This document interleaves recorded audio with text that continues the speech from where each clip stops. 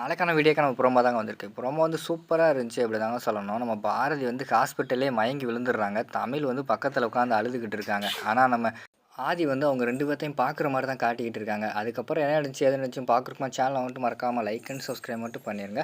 First எடுத்த உடனேயுமே வந்து நம்ம பாரதி இருக்காங்கல்ல, பாரதி வந்து அந்த சேர்லயே உட்காந்துருக்காங்க. அந்த பக்கம் கதவு வழியா வந்து நம்ம ஆதி வந்து வெளியில வராங்க. ஆப்ரேஷன்லாம் முடிஞ்சுட்டு வெளிநாடு கிளம்புறதுக்காக. டக்குன்னு பார்த்துக்கிட்டோம்னா, நம்ம பாரதி இருக்காங்கல்ல, அவங்க எந்திரிக்கிறாங்க. அவங்களுக்கு வந்து லேசா வந்து மயக்கம் வந்துருது. அந்த இடத்துலயே மயக்கம் போட்டு கீழ விழுந்துடுறாங்க. இங்கிட்டு பார்த்தா ஆதி வந்து அவங்க மயக்கம் போடுறாங்க. கரெக்ட்டா கிராஸ் ஆகி போறாங்க. நம்ம பாரதி வந்து மயக்கம் போட்டு விழுந்துடுறாங்கல்ல, அத வந்து தமிழ் வந்து பார்த்துடுறாங்க. பார்த்துட்டு அம்மா அப்படின்னு சொல்லிட்டு ஓடி வந்து அவங்க பக்கத்துல உட்காந்து அழுதுகிட்டு இருக்காங்க. யாராவது வாங்களேன், வாங்களேன்னு சொல்லிட்டு கத்தி கத்தி அழுதுகிட்டு இருக்காங்க. அந்த நேரத்துல தான் ஆதி கிராஸ் ஆகி போய்க்கிட்டு இருக்காரு. டக்குன்னு திரும்பி பார்க்காரு. திரும்பி பார்த்தா தமிழ் வந்து அழுதுகிட்டு இருக்காங்க. பாரதி வந்து மயக்கம் போட்டு விழுந்துகிட்டு இருக்காங்கல்ல, அவங்க 2 பேத்தையுமே வந்து ஒரு 2, 3 செகண்ட் அப்படியே நின்னு பார்த்துக்கிட்டே இருக்கிற மாரி காட்டுறாங்க.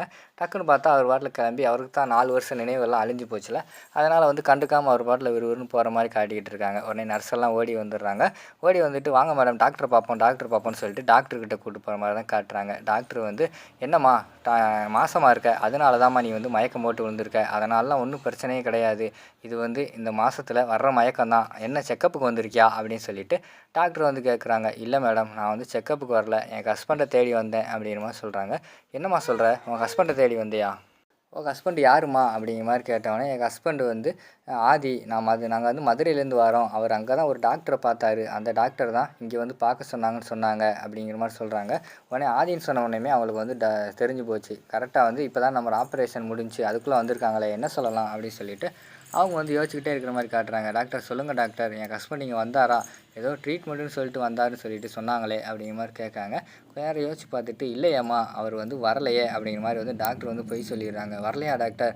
ஆனா மதுரையில இருக்கிற டாக்டர் வந்து உங்கள போய் பார்க்க சொன்னாங்கன்னு சொன்னாங்களே அப்படிங்கிற மாரி சொல்றாங்க. அவங்க ஏதாவது தப்பா சொல்லியிருப்பாங்கம்மா. இங்க வர்றவங்கலாம் கரெக்டான பேரு, இன்ஃபர்மேஷன்லாம் குடுக்க மாட்டாங்க. அதனால வந்து உங்க ஹஸ்பண்ட் யாருன்னு நீங்க சொல்ல முடியாது. நீங்க சொன்ன பேர்ல இங்க யாரும் வரல அப்படிங்கிற மாரி டாக்டர் வந்து சொல்லி அனுப்பிடுறாங்க.